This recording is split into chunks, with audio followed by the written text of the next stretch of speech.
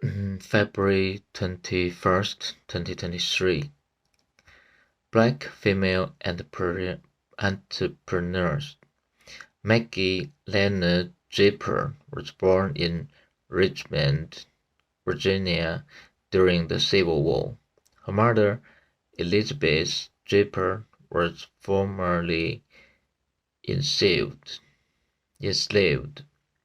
Elizabeth married William McGill after emancipation. William was a butler for a white family and later the head waiter at one of Richmond's best hotels. The family enjoyed modest financial security until William McGill died. Facing their poverty, Elizabeth started a laundry business with the help of Maggie, then 9 years old. Maggie later described her early life by saying, I was not born with a silver spoon in my mouth, but with a laundry basket on my head. Maggie and her younger brother attended one of the city's public primary schools for black students. At 16, she graduated from the Richmond Colored Normal School, a high school that also trained teachers. After graduating, she joined other students to protest the city's policy of holding separate graduation ceremonies for white and black students. Our parents pay taxes just the same as you white folks, they argued. Within a few months, she was a teacher at one of the African American schools in the city. Maggie taught until 1886, when she married Armstead Walker Jr. The Richmond School District did not permit married women to teach, so she had to give up her preacher's job. By then, Reconstruction had been over for nearly a decade. Without Reconstruction governments in place to protect the rights of Southern black people, a new system of segregation and discrimination was re-establishing white control.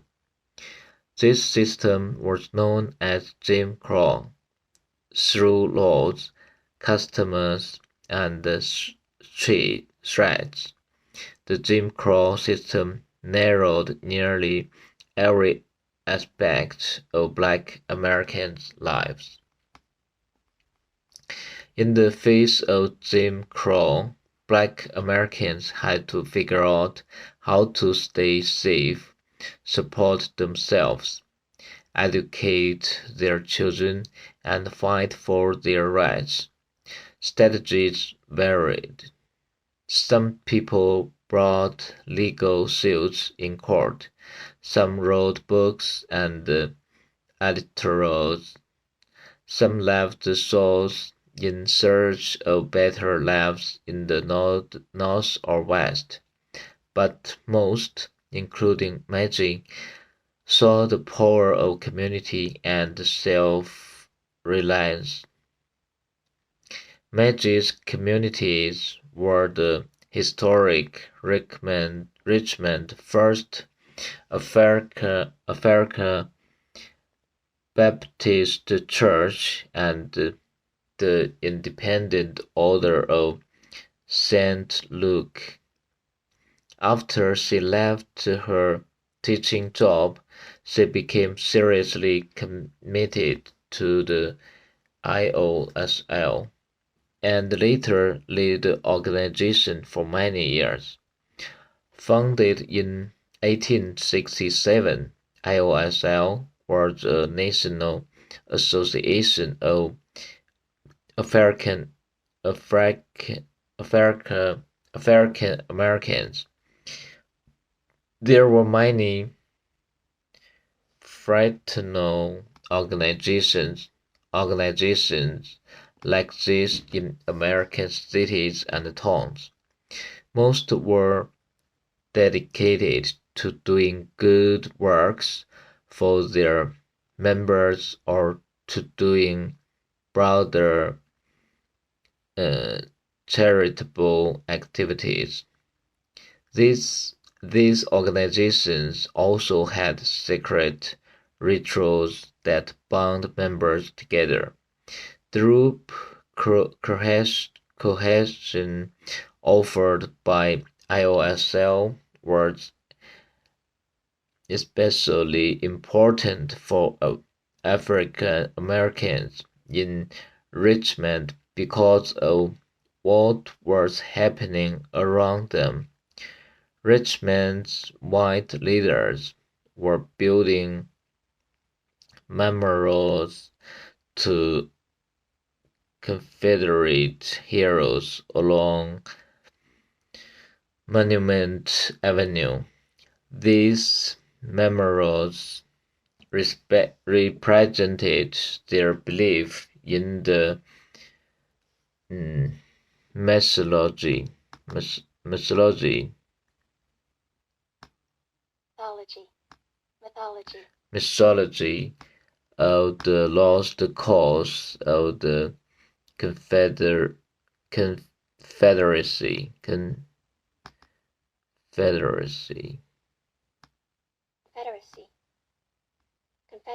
Confederacy.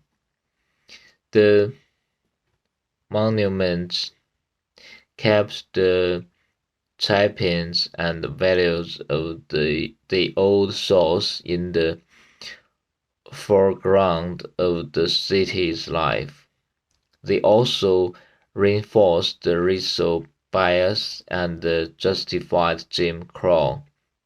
Nearly 40% of Richmond's population were African Americans, many of whom live within an easy walk of the monuments. For them, the lost cause ideology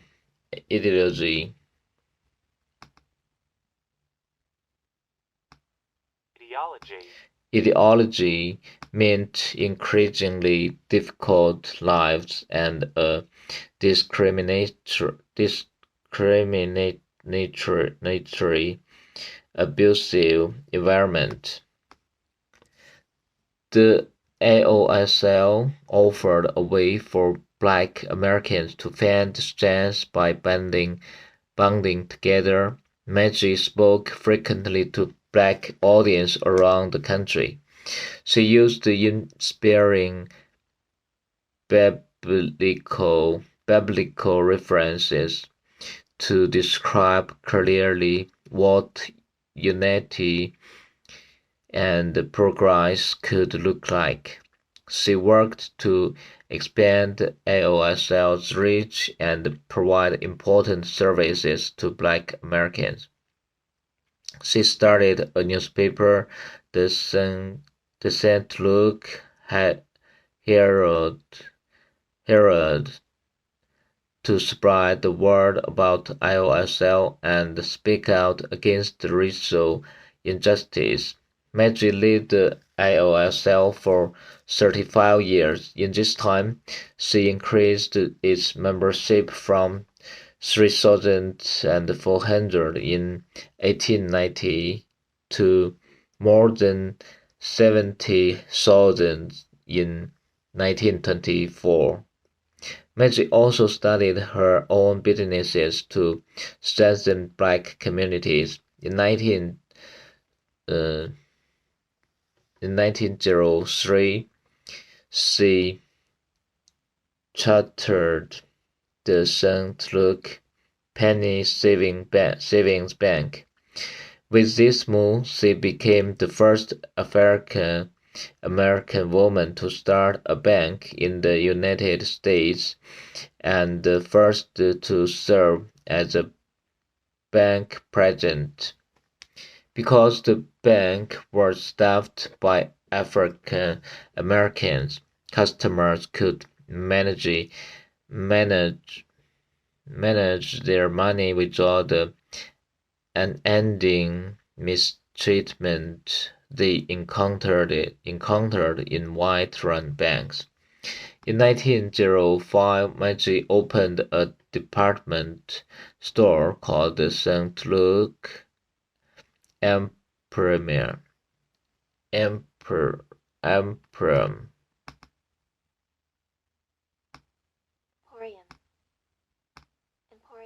Emporium. Emporium. Emporium. At the time, black women faced everyday aggression when they shopped in white-owned stores, such as being required to cover their hair with wax paper when they tried on hats. The Emporium was a welcome relief from these aggressions. Like Maggie's Bank, the Emporium gave people a way to do everyday activities without facing white prejudice. All of these institutions employed and served local black residents in Junction Ward, the center of Richmond's black business and social life. Maggie did not speak out directly against the Monument Avenue, but she made her feelings about Jim Crow more than clear. In 1907, a few months before statues to Confederates J.E.B. Stuart and Jefferson Davis were unveiled, she delivered a speech in Richmond. In her speech, she denounced segregation. Jackson Ward was always Maggie's home turf and the primary focus, but she also provided leadership in Richmond more broadly. Prominent American women were expected to spearhead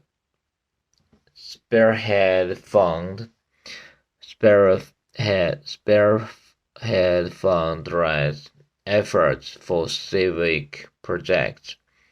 In this capacity, she helped